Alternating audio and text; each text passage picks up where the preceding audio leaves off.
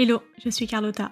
Bienvenue dans Product Marketing Stories, le podcast qui décrypte les méthodologies, partage des conseils et apprentissages concrets pour rendre compréhensible et accessible le product marketing.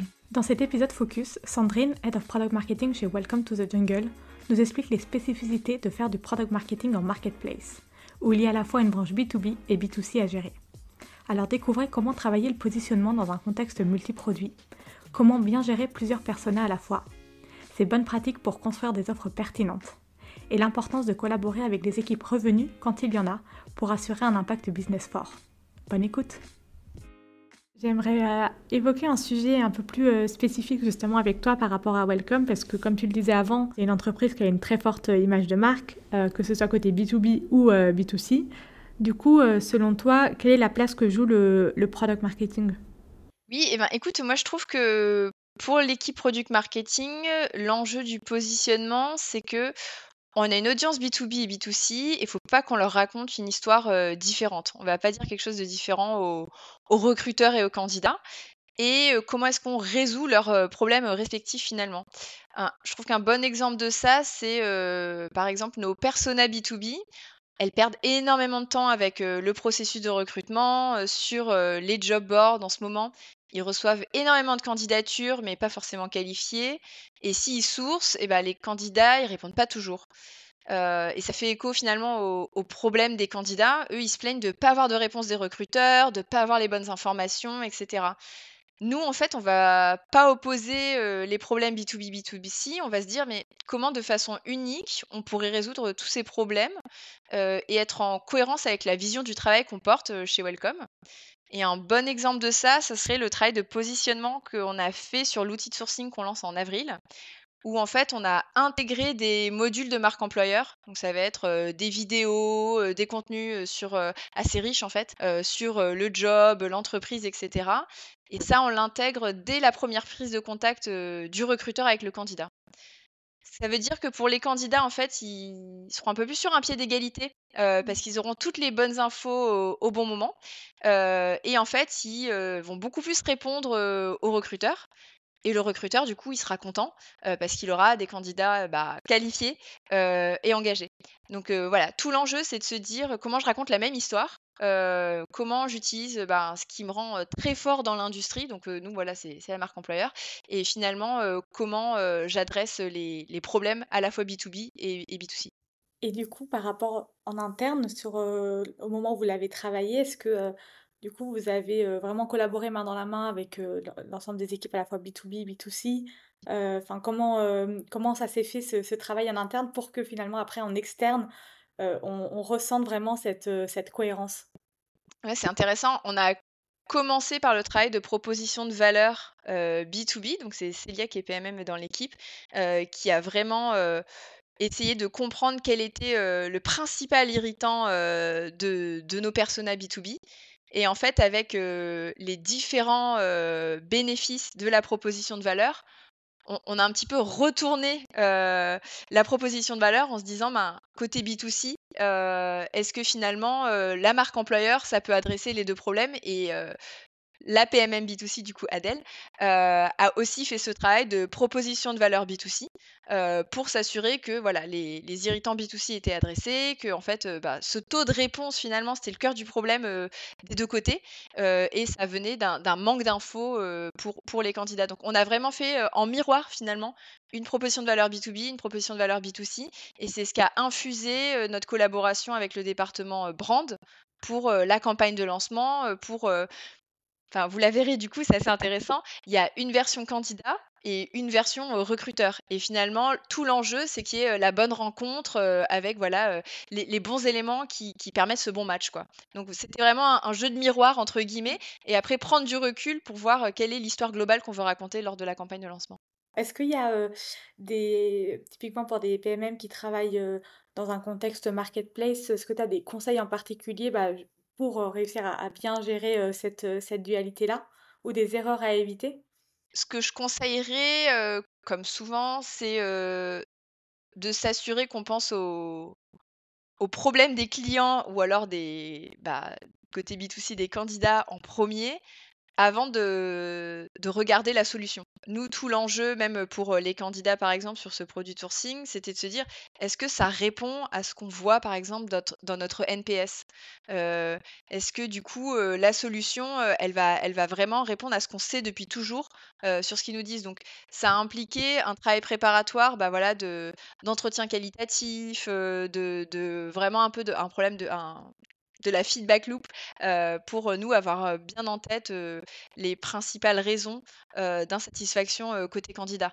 Je pense que c'est un travail préparatoire pour pas être happé par, un discours où en fait on va juste raconter tous les features, toutes les capacités du produit et on va presque oublier de parler des problèmes de nos personas, quoi. Petite pause pour vous parler d'Apunit. Les deux problèmes que j'entends le plus souvent de la part des leaders produits sont 1. Comment continuer à croître sans se disperser et 2. Comment vraiment concrétiser sa vision produit avec peu de moyens. Et c'est exactement là qu'Apunit entre en jeu. Car ce n'est pas juste une agence lambda, c'est un vrai partenaire de développement produit. Il travaille main dans la main avec votre équipe pour créer une app qui scale. De l'idée jusqu'au produit final, Apunit vous accompagne sur des sujets comme la user research, le design ou le dev. Alors que vous soyez en SaaS, FinTech ou HealthTech, ils savent comment sortir un produit solide, qui scale et qui vous permet d'atteindre vos objectifs business. Alors si vous êtes à la recherche de Presta, je vous recommande d'aller jeter un coup d'œil sur leurs offres sur apunit.com/grow. Le lien est en description. Allez, on retourne à l'épisode. Et est-ce que vous avez une approche particulière pour gérer le positionnement justement de marque? Tu parlais de différents produits. Est-ce qu'il y a des questions en particulier, une méthodologie que vous utilisez? Je pense que sur notre positionnement, en fait, l'enjeu, c'est, de comprendre comment faire de notre différence une force. Encore une fois, le fait qu'on ait, une offre SaaS, qu'on soit un média en ligne et cetera, qu'on soit une plateforme de recrutement donc l'idée, c'est de se dire, comment le fait d'être différent, on va faire de ça une force. C'est important parce qu'en fait, à différents étages de notre offre, on va avoir différents, clients qui parfois sont hyper spécialisés. Sur le bas de funnel, on va avoir, bah, nos concurrents, ça va être des ATS, par exemple et qui vont, parfois pousser, la techno beaucoup plus fort, que nous. Sur, la partie, marque employeur ou sur la partie, plateforme de recrutement, il y a, bah, par exemple des LinkedIn, qui ont un trafic, volumétrique, beaucoup plus fort.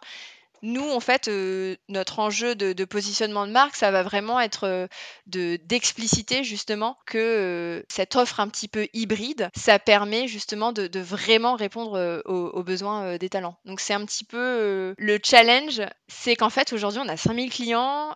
Il y a des petits enfin des clients, de petite taille et d'autres que c'est des plus grandes entreprises et eux, ils vont pas être intéressés par les mêmes pans de notre offre. C'est une offre qui doit pas être monolithique donc ça veut dire qu'en tant que PMM, il faudra qu'on soit hyper conscient des besoins différenciés des clients.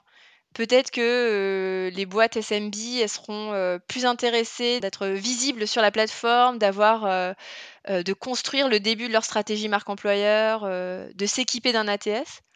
Alors qu'un grand groupe, peut-être que ce qui va l'intéresser beaucoup plus, c'est, justement de bénéficier un petit peu de la bonne image de marque, de la plateforme, de comprendre comment s'adresser, différemment aux talents, parce que voilà, on va les pousser à remplir des modules de marque employeur, qui sont un petit peu différents des autres plateformes et il faut pas tomber dans le piège effectivement d'une offre monolithique un peu, pour tout le monde donc ça demande de vraiment comprendre, ces besoins-là.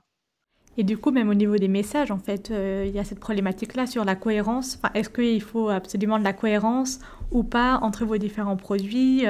Comment est-ce que ça, du coup, vous le gérez et comment vous réfléchissez là-dessus?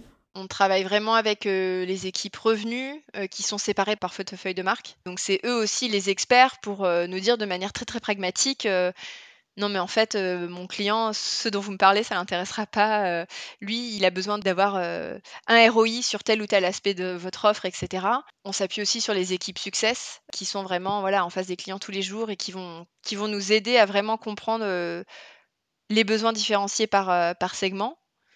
Et puis, du coup, l'idée, c'est de retranscrire vraiment ça dans, finalement le packaging qu'on va faire à nos clients, pour, faire des besoins adaptés en termes de, voilà, d'offres, de prix et cetera. Donc, je pense qu'il faut vraiment aussi, voilà, s'appuyer sur, des équipes, qui parlent tous les jours, en fait, à des clients et qui permettent de nous faire identifier ça. Vous travaillez avec des équipes en particulier? Du coup, c'est plutôt les sales, les CSM? Est-ce que du coup, tu t'es rendu compte d'une collaboration particulière avec d'autres équipes qui vraiment font la différence? Oui, là, on travaillait sur le lancement d'une nouvelle offre. On voit vraiment qu'en fait, d'une part, la connaissance de l'équipe revenu, elle est cruciale, ben, encore une fois, pour, nous aider à mettre le doigt sur, les besoins différenciés par taille d'entreprise. Hem Et aussi pour, vraiment assurer un go to market qui part en fait d'objectifs revenus concrets. On voit que c'est hyper important pour, demain engager les autres maillons de la chaîne, donc les équipes growth, revenus et cetera. Donc oui, cette collaboration avec, l'équipe revenu, elle est vraiment, cruciale pour, designer la bonne offre et ensuite, permettre, de lancer, quelque chose d'ambitieux, de manière, assez sereine. Ce qu'on a fait dans le passé, c'est qu'en général, on avait un champion côté revenu, et on voit encore aujourd'hui qu'en fait, il faut intégrer, cette personne-là le plus tôt en fait, dans l'équipe, cœur avec, l'équipe produit, l'équipe PMM et cetera. Vous avez une sorte de méthodo pour justement développer les bonnes offres, travailler, je sais pas, avec l'équipe produit, avec l'équipe revenu, enfin un process, une méthodo bien définie ou ça dépend des projets, comment ça se passe? Je sais pas si on a vraiment, une méthodo. Je pense que ce qu'on voit, c'est qu'effectivement, les value prop finalement, ça va être, le livrable cœur qui va, nous permettre en fait de pivoter au tout début avec, ben, les PM, le design et cetera. Donc c'est dans ces cas-là qu'en général, on travaille de manière, très rapprochée, avec ces équipes-là. Cette année, ils ont changé, maintenant ils travaillent avec une méthode qui s'appelle la méthode Shape Up où, on s'engage sur des périodes, alors chez nous, je crois que c'est 6 semaines, sur des cycles, à vraiment se dire, quel est, l'appétit qu'on donne à telle ou telle initiative. Ça veut dire que du coup, les PMM vont, s'intégrer en fait dans ces cycles de développement, produit, surtout sur, qu'est-ce qu'on veut façonner? Et c'est dans ces cas-là que nous, en fait, on va venir un petit peu en amont sur la proposition de valeur, se dire, en fait, c'est un prérequis, au démarrage, d'un cycle shape, côté, produit, quoi. Donc voilà un petit peu pour, la période un petit peu en amont et en aval, là, ce qu'on voit, c'est qu'effectivement, il faut qu'on aille un petit peu plus loin dans le tiering de nos go to market pour, vraiment, différencier le temps de release produit de, momentum marketing. Parce qu'on sait que la roadmap, ça change et que du coup, en même temps, les équipes, qui sont customer facing, elles ont déjà des calendriers de prise de parole et cetera. Donc c'est quelque chose qu'on veut faire, un petit peu plus, dans les mois à venir, quoi. Merci d'avoir écouté cet épisode jusqu'au bout. Si l'épisode t'a plu, n'hésite pas à le partager sur LinkedIn en me taguant. Tu peux aussi me soutenir en laissant un avis 5 étoiles sur Apple Podcast et me laisser un commentaire. Ton aide est précieuse pour m'aider à faire connaître Product Marketing Stories et aussi m'encourager à créer davantage de contenu. Alors merci!